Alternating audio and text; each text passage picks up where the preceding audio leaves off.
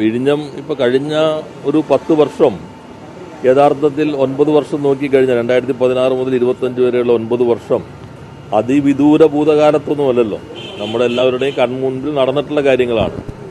അപ്പോൾ അതിന് മുൻപ് നടന്നത് എന്താണ് എന്നും എല്ലാവർക്കും അറിയാം. അന്നത്തെ സംഭാവനകൾ ആരും വിസ്മരിക്കുന്നില്ല.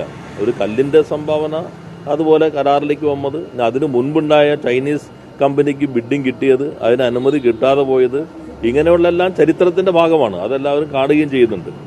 എന്നാൽ ഇപ്പോൾ ഈ കഴിഞ്ഞ 9 വർഷം ഈ ഗവൺമെന്റ് നടത്തിയ പ്രവർത്തനങ്ങൾ, ഇച്ഛാശക്തിയോടുകൂടി നടത്തിയ ഇടപെടലുകൾ, സമയത്തിന് മുൻപ് കമ്മീഷൻ ചെയ്യാൻ കഴിയാവുന്ന രൂപത്തിലേക്ക് ഈ പദ്ധതി എത്തിക്കാൻ കഴിഞ്ഞു.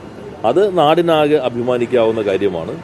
അത് സംബന്ധിച്ചിപ്പോൾ ഓരോരുത്തർ അവകാശപ്പെടാതെ തന്നെ ജനങ്ങളുടെ മുൻപിലുണ്ട്.